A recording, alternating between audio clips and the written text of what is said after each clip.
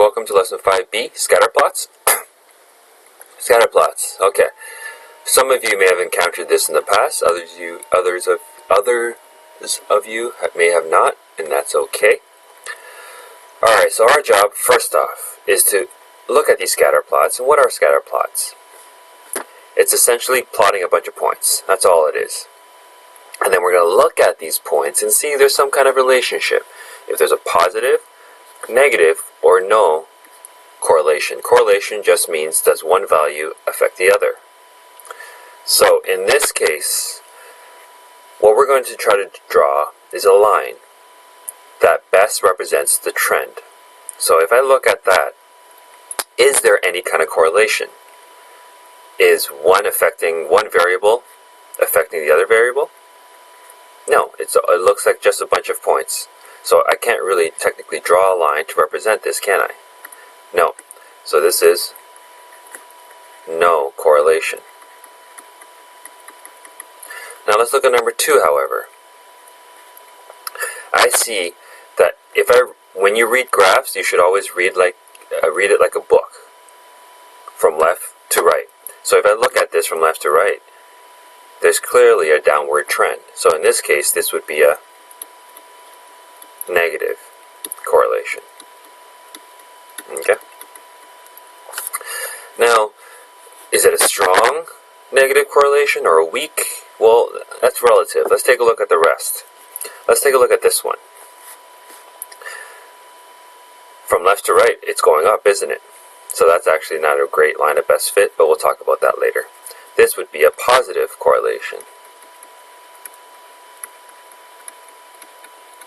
Okay, how about this one? Left to right, again, this is going up. So this again is a positive correlation. And that just means as one variable goes up, so does the other. Now looking at the two positive correlations, which one do you think is stronger? That's more accurate.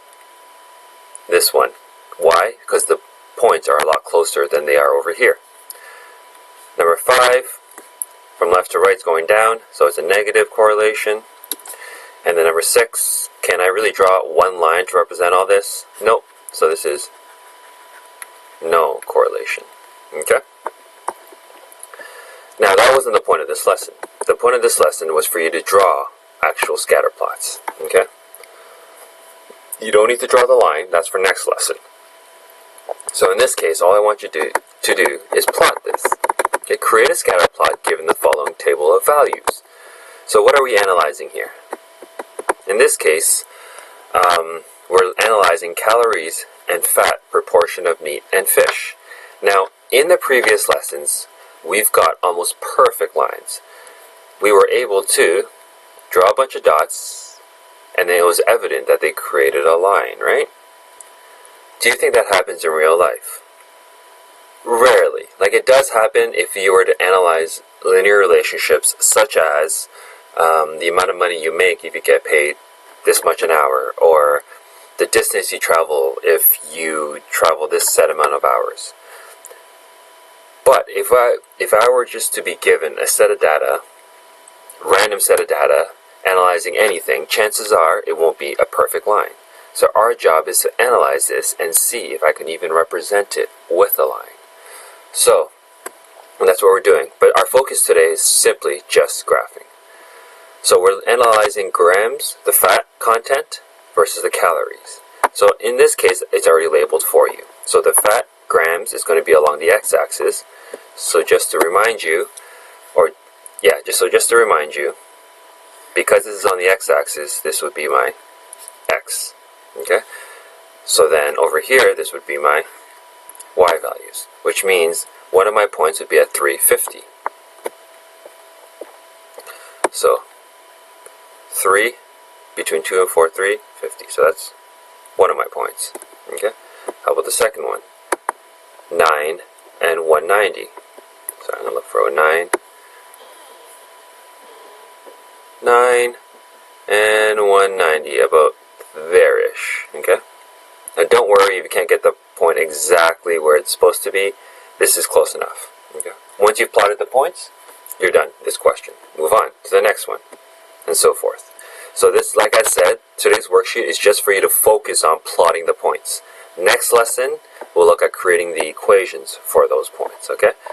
I do want to draw your attention down to the last two questions. So pay attention here to the negative values. So x and y, the first point here would be negative 2, 2. Negative 2, 2. Negative 2, 3. Negative 2, 3. Okay, negative 1, 2. Negative 1, 2. Okay, be careful when you look at the negative values. And the very last one, notice how I just give you a grid, but I did not label anything. It's up to you to decide whether study hours would be your x value or y value. Another way you can determine that is your grade dependent on your study hours? If so, then your grade should be your y value, is depending on the x. Or is your study hours dependent on your grade? So if you are getting 80%, does that mean you're going to study more? Okay, so think about that. Okay? Any questions, please post under math questions, and I'll answer with the video whenever I can. As soon as I can, sorry. Alright, take care. Bye.